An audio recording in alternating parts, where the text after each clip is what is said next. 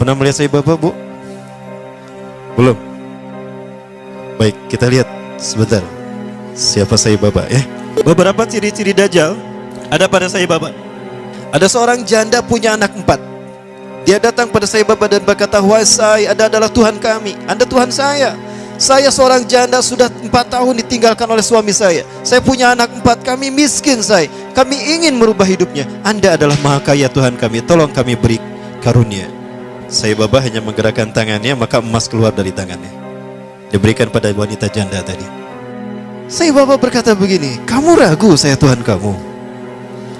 Coba apa yang bisa dilakukan Tuhanmu, saya akan melakukannya." Maka apapun yang diminta oleh Syekh tadi, Sai Baba melakukannya. Maka apa yang terjadi? Syekh tadi menjadi pengikut Sai Baba yang setia.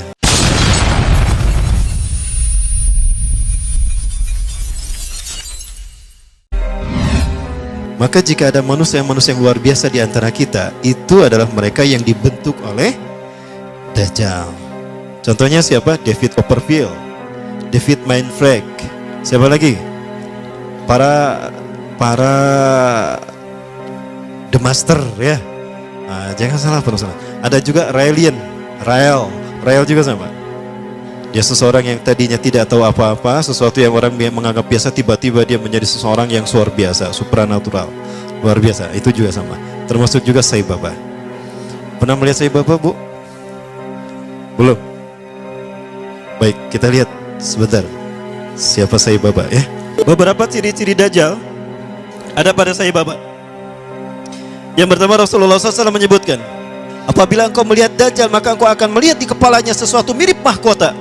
Saya berpikir, mahkotanya seperti apa? Jangan-jangan ini nih, Brekele, itulah mahkotanya. Oh betul loh, jangan salah. Rambutnya itu mahkota Dajjal.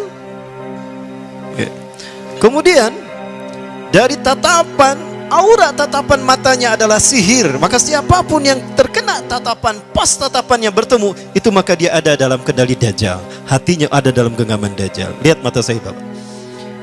Dan Sai Baba selalu menggunakan pakaian yang digunakan oleh Nabi Isa, kata Rasulullah nanti. 3 warna, celupan warna merah, orange, kuning, dan putih. Sai Baba selalu menggunakan itu. Para pengikut Sai Baba banyak tersebar seluruh dunia. Terbesar kalau di Indonesia ada di Magelang, Jakarta, Surabaya. Para pengikut Sai Baba disebutnya Deputi. Pemimpin Deputi Indonesia, pengikut Sai Baba adalah pemimpinnya Anand Krishna. Pernah mendengar Anand Krishna ya? Masih hidup Anand Krishna? Anand Krishna ini adalah pemimpin pengikut Sai Baba. 20 ciri-ciri Dajjal ada pada Sai Baba. Nah kemudian ada pesawat di Venezuela ketika take off, baru 2000 atau 3000 kakian itu terjadi turbulensi. Ya, pilotnya sudah pasrah saat itu.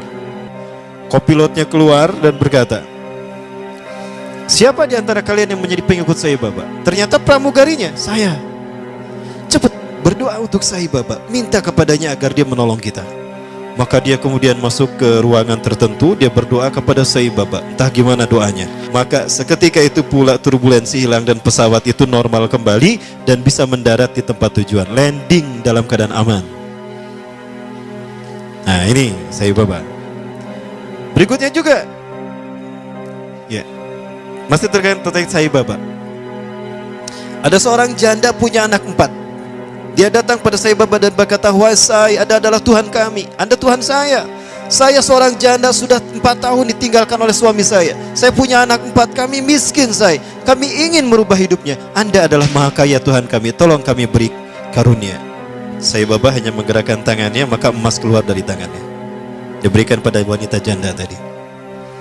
Ada seorang syekh dari Arab ingin menghujah Sai Baba. Ingat Rasulullah pernah berkata, ketika kalian melihat Dajjal, lari menjauhinya. Jangan kalian mendatanginya, karena sekuat apapun hujah kalian, jika kalian tidak yakin dengan keimanan kalian, kalian akan menjadi pengikutnya. Akan ada seseorang ketika Dajjal muncul, dia datang menghampiri Dajjal. Yahujja bihujjatihi, dia menghujah dengan kemampuan pikirnya. Fasara tabi'an lahu haqqat tabi'in. Ternyata dia menjadi pengikut Dajjal yang setia. Ini terjadi pada Sai Baba. Seorang syekh dari Arab Saudi, maaf dari Timur Tengah, saya tidak sebut Arab Saudi ya, keceletot, datang menghampiri Sai Baba. Sai Baba berkata begini, kamu ragu saya Tuhan kamu? Coba apa yang bisa dilakukan Tuhanmu, saya akan melakukannya. Maka apapun yang diminta oleh Syekh tadi, Sai Baba melakukannya. Maka apa yang terjadi? Syekh tadi menjadi pengikut Sai Baba yang setia. Baik, kita masih bicara Sai Baba. Penuh sihir kan tatapannya ya? Begitulah Dajjal. Dajjal lebih dahsyat daripada ini. Suatu saat Sai Baba pernah diundang ke Amerika. Sekelompok petinggi militer angkatan darat Amerika kehilangan sebuah dokumen, dan yang tahu hanyalah seorang jenderal yang bernama Conner. Jenderal Conner ini sudah meninggal. Maka dipanggillah Sai Baba. Ketika Sai Baba datang ke jasad Jenderal Conner, dia menaburkan tepung vibuti. Nanti saya perlihatkan tepung vibutinya insyaallah. Ya. Menaburkan tepung vibuti yang langsung keluar dari tangannya entah dari mana. Maka dengan cara diusap, sebagaimana Nabi Isa AS membangunkan jasad yang sudah mati. Maka apa yang terjadi? Jenderal Conner bangun. Maka ditanya, di mana arsip itu? Oh, arsipnya di sana. Dia pergi, diantar pakai mobil, dibukakan arsipnya. Ketemu arsipnya. Itu jin yang masuk ke dalam tubuh Jenderal Conner. Kalau Nabi Musa AS menghidupkan yang sudah meninggal dalam kisah sapi betina Al-Baqarah, itu nyata betul-betul hidup. Di mana dipukul dengan sebagian dagingnya kan? Fadribuhu bi ba'diha. Pukul dengan sebagian dagingnya. Itu betul-betul hidup. Nah, dia pernah melakukan apa yang semacam hal itu ya. Jenderal Conner pun bangun. Kemudian ada hal yang menarik lagi terkait dengan Sai Baba. Saya coba perlihatkan tepung vibuti yang dia keluarkan, yang dengannya dia menyembuhkan orang yang buta, ya, menyembuhkan orang yang membangunkan orang yang sudah mati. Tapi sekali lagi ini biiznillah. Dengan izin Allah, Allah mengizinkan kepadanya untuk melakukan itu sebagai sebuah istidraj. Apa istidraj? Rangsangan, ya.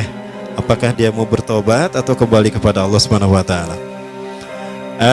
Sebelum ini muncul, ya ini agak lama.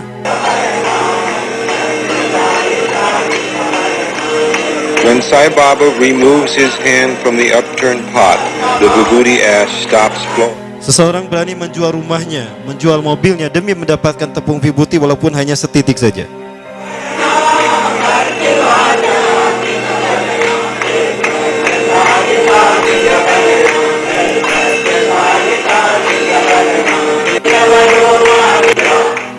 Dapat dilihat tepung itu nggak habis-habisnya. Inilah sihir dia. Nah ini dia ketika mengeluarkan emas. Itu tepung vibuti yang dia keluarkan. Ini ketika masih muda. Rasulullah SAW menyebutkan Samiri atau Dajjal itu dia mandul, tidak suka kepada lawan jenis, dan dia tidak menikah. Termasuk Sai Baba juga sama. Dia ngejomblo seumur hidup. Ya, dan dia sudah mati. Baik.